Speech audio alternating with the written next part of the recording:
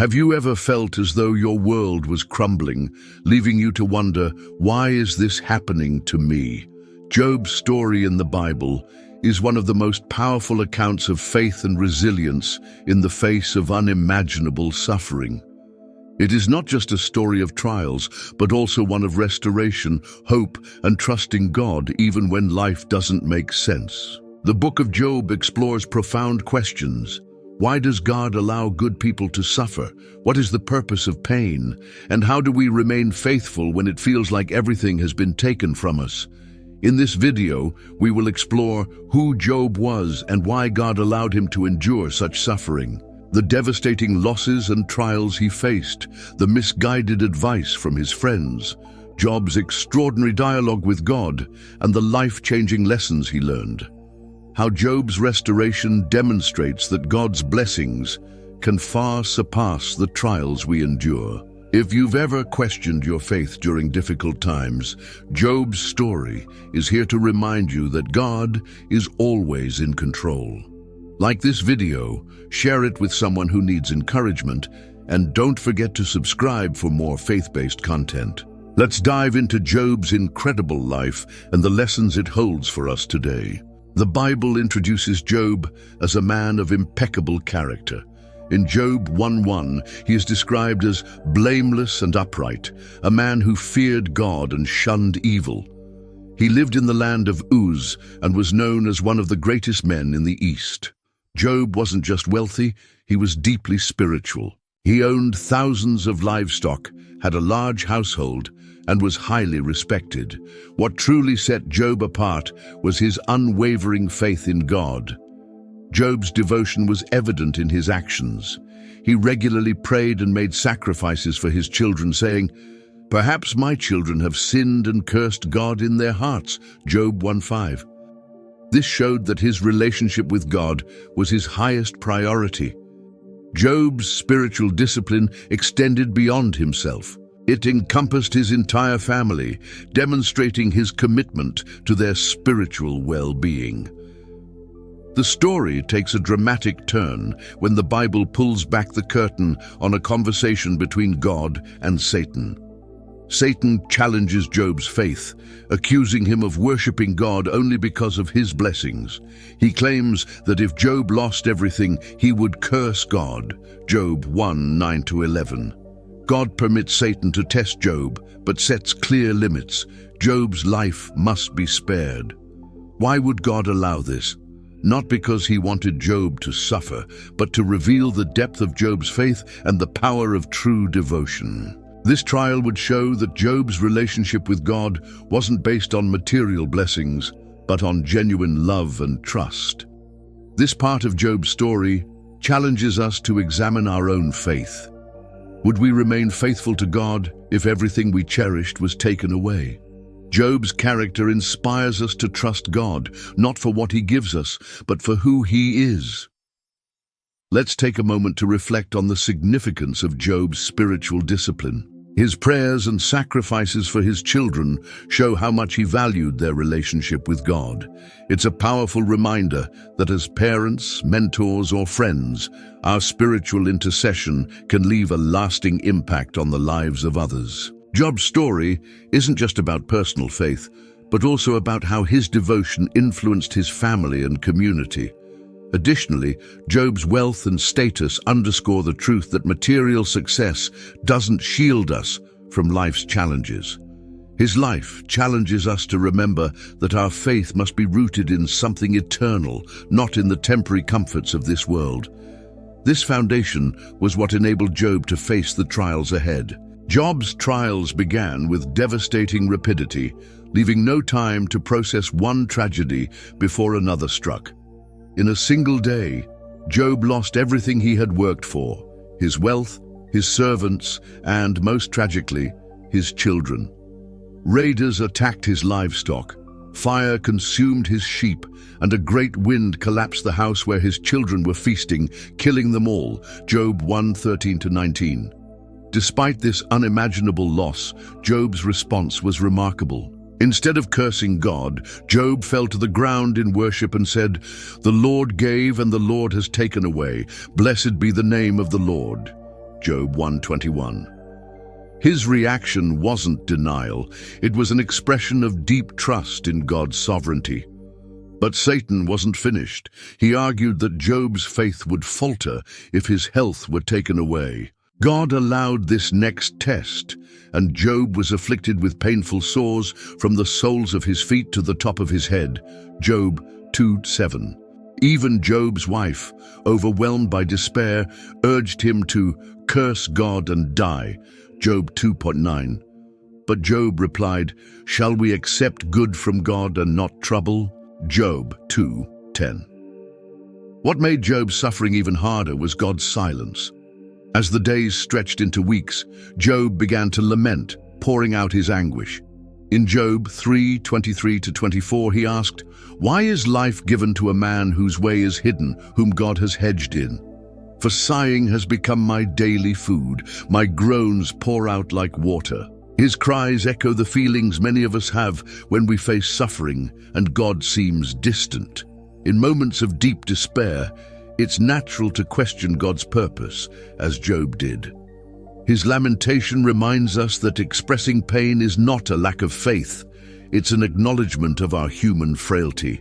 The Psalms are filled with similar cries to God, showing us that even the most faithful people wrestle with doubt and sorrow. Job's trials teach us that suffering doesn't always come as a result of sin, nor does it mean that God has abandoned us. Often, our faith is refined in the furnace of pain. As Romans 5:3-4 reminds us, suffering produces perseverance, perseverance, character, and character, hope. Job's perseverance stands as a powerful example for us to hold on to faith, even in the darkest moments. Reflecting further, we see that Job's response, "The Lord gave and the Lord has taken away," teaches us about the nature of surrender. It's not about passive resignation, but active trust in God's sovereign plan. This posture of surrender allows us to worship God even when life feels unbearable.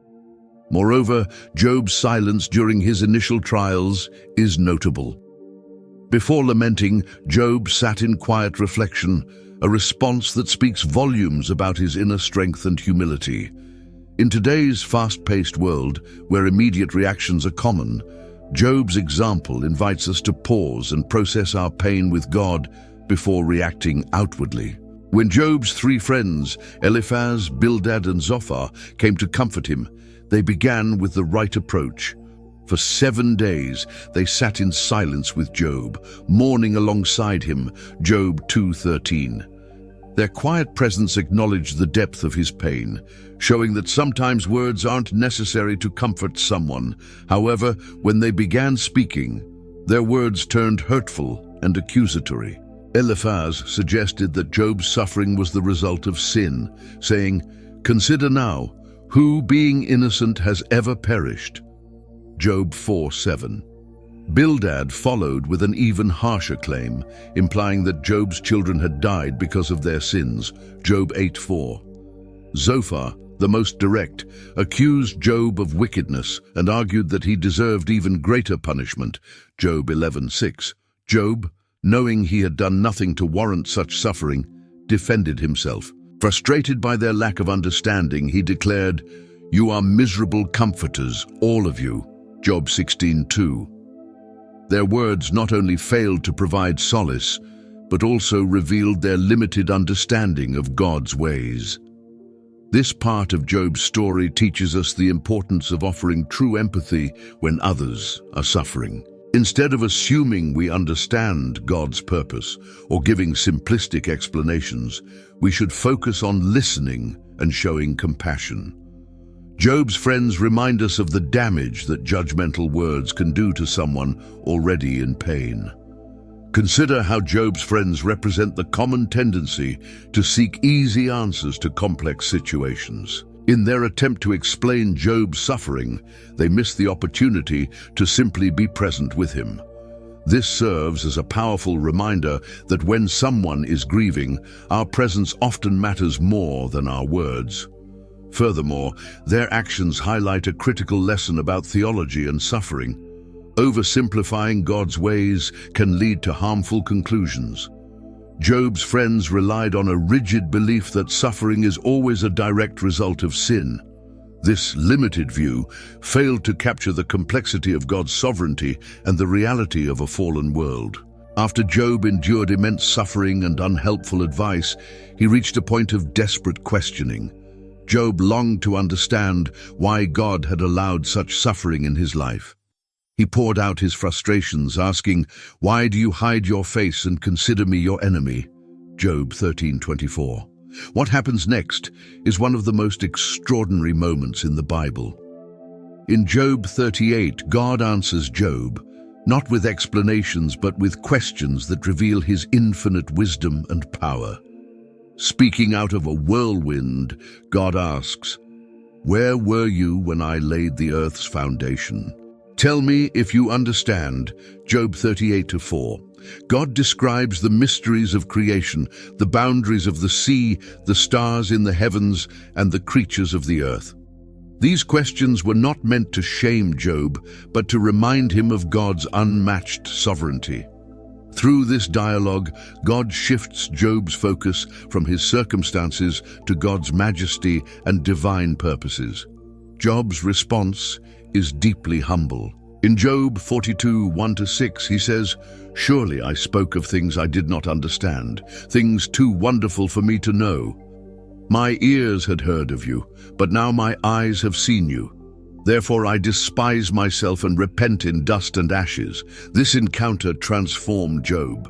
He no longer sought answers, but found peace in trusting God's sovereignty. This teaches us that we don't need to understand every detail of God's plan to trust in His goodness. Moreover, this dialogue underscores the importance of perspective. When we are consumed by our own pain, it's easy to lose sight of the bigger picture. God's response to Job reminds us that His plans are far greater and more intricate than we can comprehend.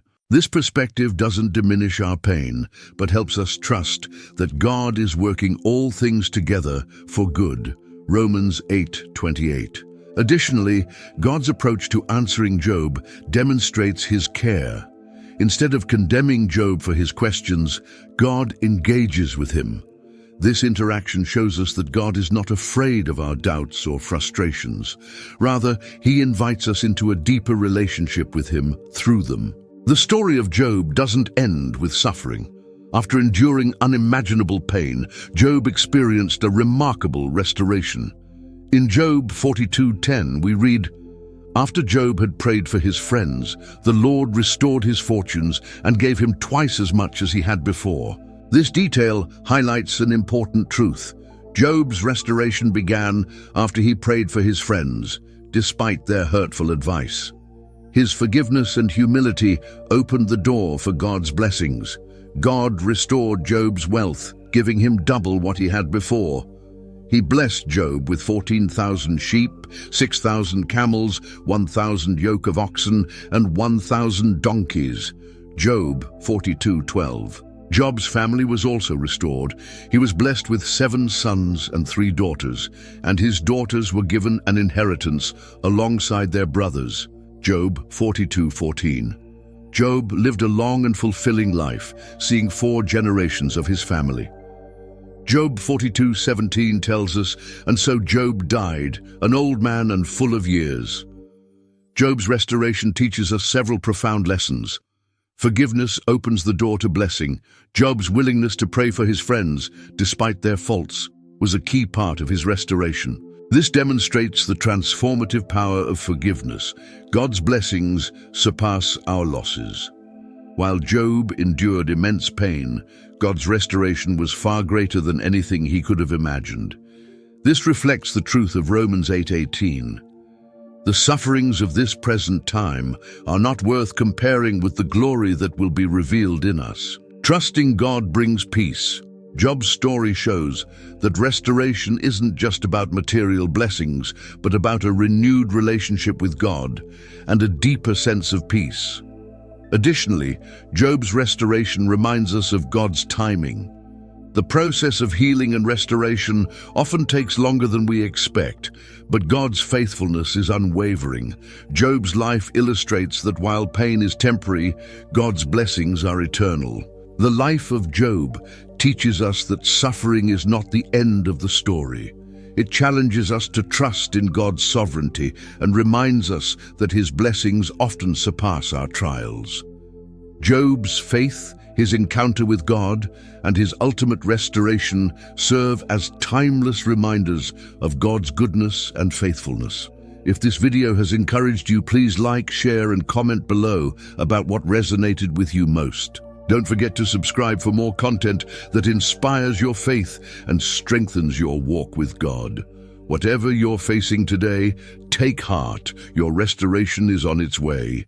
Trust in God and let Job's story remind you that His plans for you are greater than anything you could imagine.